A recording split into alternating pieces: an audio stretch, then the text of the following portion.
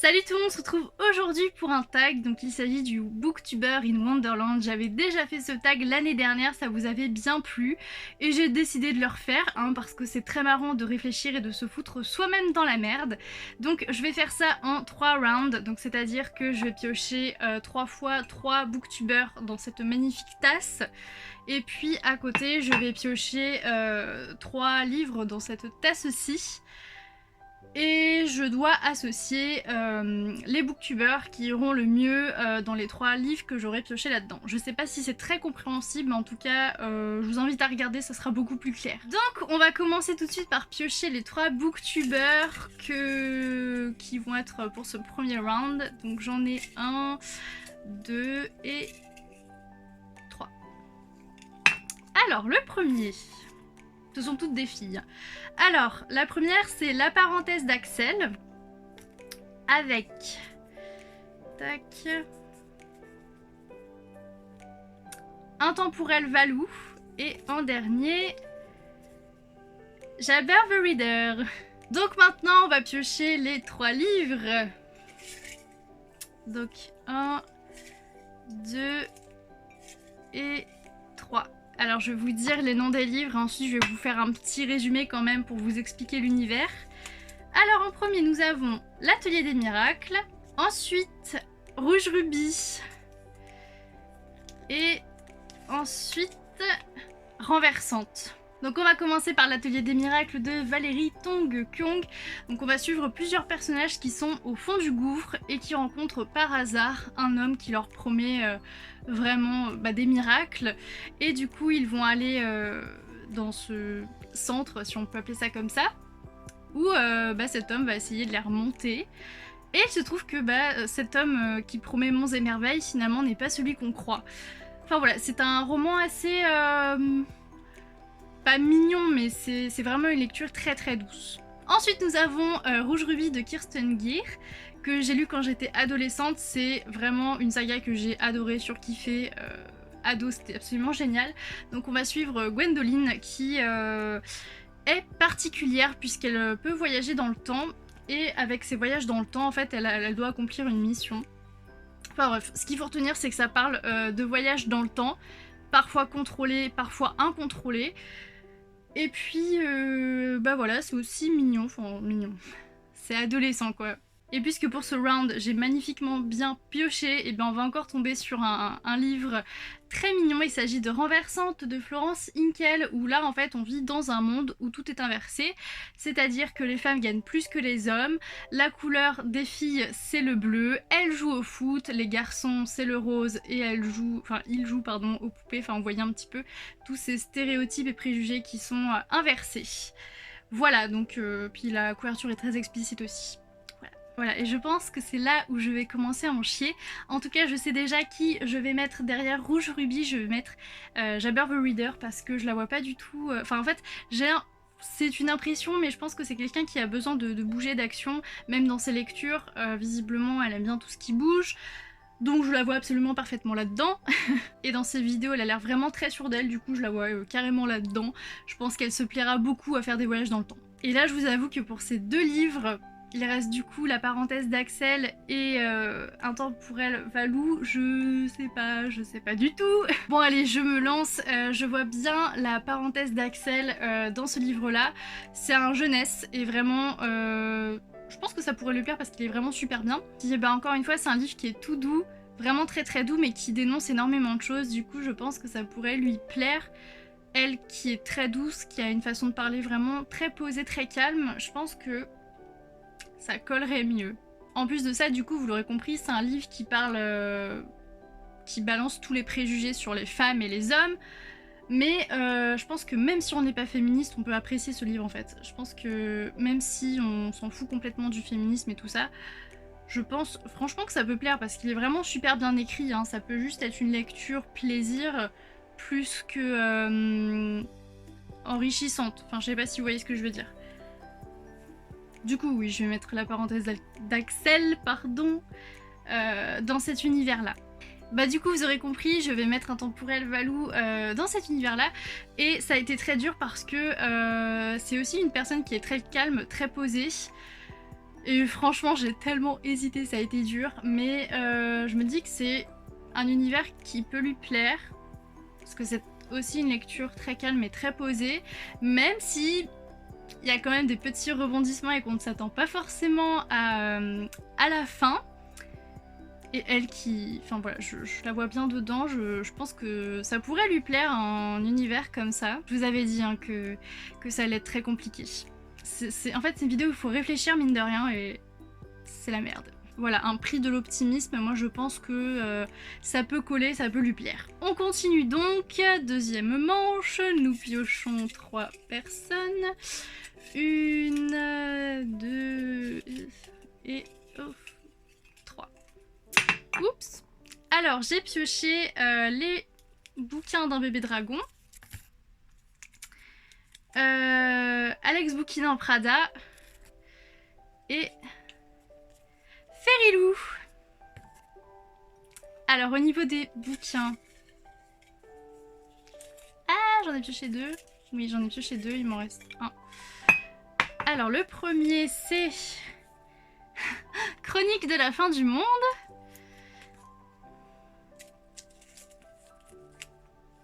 Days.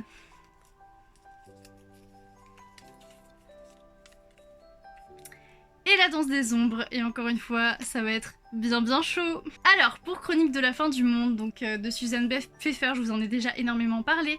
C'est une saga que j'aime vraiment de tout mon cœur. Alors, dans le premier tome, on va suivre des personnages qui vont vivre dans un monde où la lune s'est rapprochée et du coup, bah, on se doute que ça dérègle un petit peu beaucoup la Terre et bah, qu'il faut survivre en fait, tout simplement.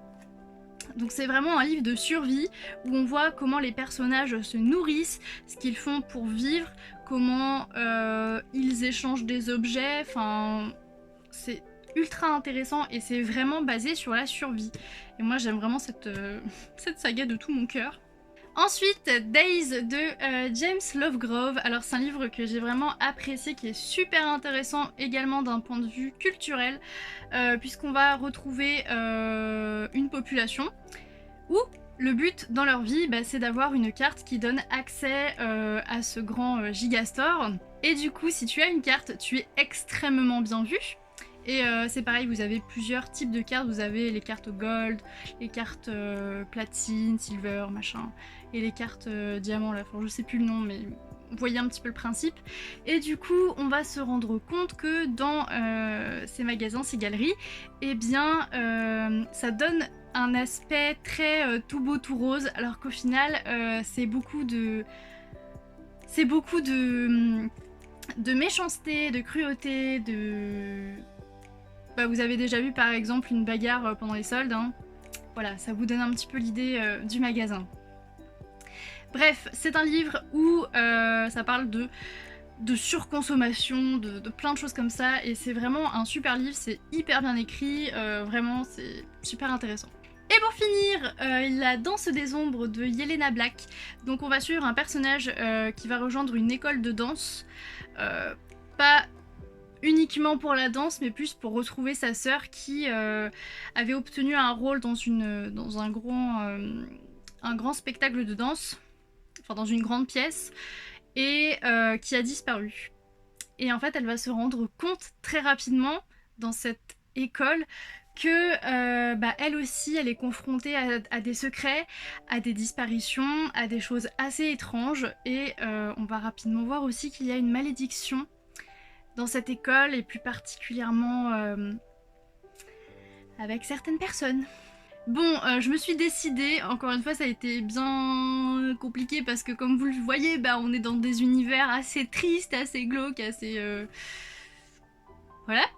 Donc, pour Days, je vais mettre les bouquins d'un bébé dragon parce que c'est une personne qui fait souvent des hauls sur Instagram ou des book hauls et ça me rappelle beaucoup les achats et puis honnêtement, elle est tellement douce, elle est tellement mignonne, je n'ai pas du tout envie de la mettre dans un univers où il faut survivre ou alors où il y a des choses un peu bizarres. Donc voilà, ça me semble être l'univers le plus calme. Et Et ça lui correspond dans le sens où effectivement, bah, elle nous présente différents achats, par exemple du maquillage, des livres, des figurines, et dans un Gigastore, qu'est-ce qu'on retrouve? De tout. Ensuite, pour Chronique de la fin du monde, je vais mettre Ferilou. Je vais mettre Ferilou parce que elle est très calme, elle est très posée, et je pense que c'est quelqu'un de réfléchi. Et quand la lune se rapproche dangereusement et que tu dois survivre, je pense que tu dois beaucoup utiliser ton cerveau. Parce que sinon c'est un petit peu con et tu peux rapidement mourir. Donc voilà, je la vois bien dedans. Et aussi, la plume de l'autrice est très très douce et ça me rappelle effectivement la manière de parler et la douceur de la voix de Ferilou. Donc bah écoutez, elle va aller dans cet univers. J'espère que ça lui arrivera jamais bien sûr, mais voilà, ça me paraît être l'un des meilleurs choix. Et donc vous l'aurez compris, pour la danse des ombres, je vais mettre Alex Bouquin Prada. C'est une personne que j'aime beaucoup, j'aime énormément sa gaieté, sa bonne humeur, son montage. J'aime beaucoup ce qu'elle fait, elle est très dynamique et je pense que c'est quelqu'un qui pourrait faire face... c'est un peu glauque ce que je vais dire, mais je pense que c'est quelqu'un qui pourrait faire face à des malédictions, des disparitions et des choses comme ça. Je pense qu'elle serait capable de s'entourer des bonnes personnes, de faire des recherches, de mener sa propre enquête. Au niveau de la danse, je ne sais pas du tout si ça lui plairait, mais je pense qu'elle pourrait bien se débrouiller dans cet univers très sombre. Et maintenant on va passer à la dernière manche. Hop. Donc, il reste Noct, Red Blue Moon et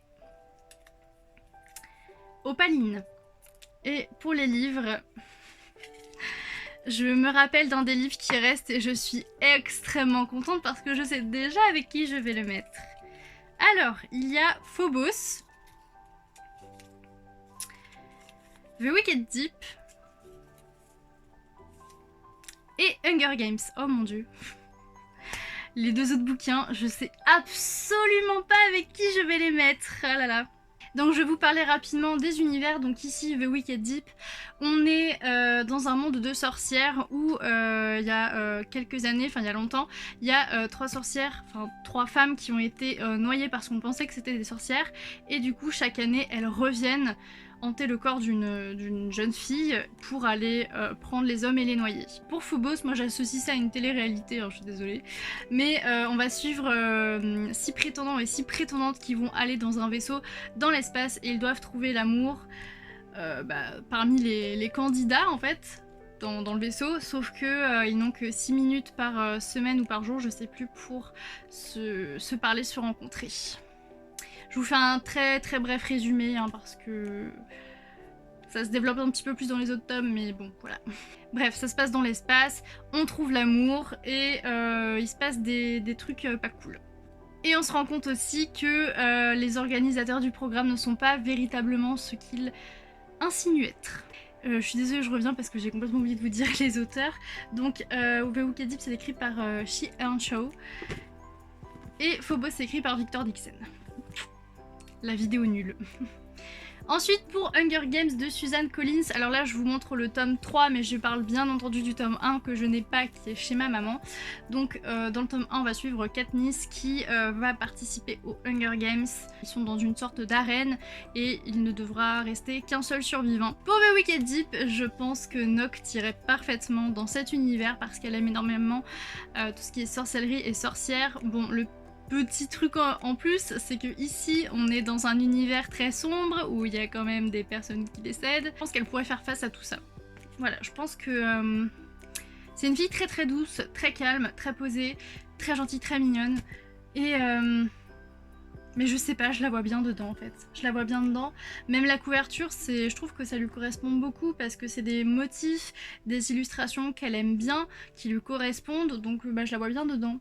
Hunger Games, je vois absolument bien Opaline parce que je trouve que c'est une personne très forte, qui a du caractère, qui n'a pas peur de dire les choses. Katniss, elle est... elle a du caractère, elle est intelligente, elle sait réfléchir, enfin... Voilà, et je pense que ça correspond bien aux Palines. Elle pourrait potentiellement faire fureur dedans. Et surtout, je la vois très très bien se sacrifier pour les autres. Donc voilà, pour moi ça lui correspond bien, je pense. Pour finir, Phobos, bah, c'est un petit peu par dernier choix, mais du coup ce sera Red Blue Moon. C'est une personne qui a repris les vidéos il y a très récemment, enfin elle a fait une petite pause et je suis tellement contente qu'elle ait repris les vidéos. J'aime énormément ce qu'elle fait, c'est un petit peu le dernier choix, je suis pas vraiment sûre que ce serait l'univers le plus approprié pour elle, mais je la voyais pas du tout dans les deux autres univers, donc écoutez, on va partir sur celui-là. Et de ce que j'ai pu voir aussi sur sa chaîne, bah, c'est une personne qui lit des choses très variées, donc écoutez, si c'est pas déjà fait, je pense qu'elle pourrait peut-être potentiellement se plaire dans cet univers-là. Mais en tout cas, je pense que l'univers lui-même, sans parler du concept du vaisseau là, de trouver l'amour, je pense que l'univers lui-même pourrait beaucoup lui plaire. C'est terminé, j'espère que cette vidéo vous aura plu. Alors je suis désolée, c'est depuis l'année dernière, toujours très brouillon ce style de vidéo, mais c'est quand même très cool à faire parce que mine de rien c'est compliqué parce qu'il faut réfléchir et bah, c'est bien galère de trouver des arguments de pourquoi telle personne irait mieux dans tel univers. Et voilà, j'espère que ça vous a plu, donc je suis désolée, c'est très brouillon, il n'y a pas vraiment beaucoup d'explications, mais encore une fois c'est super compliqué. Et bah, je serais très curieuse de voir si l'un d'entre vous reprend ce concept. Je serais très curieuse de voir dans quelle galère vous allez vous fourrer. En tout cas, je vous fais des bisous, salut!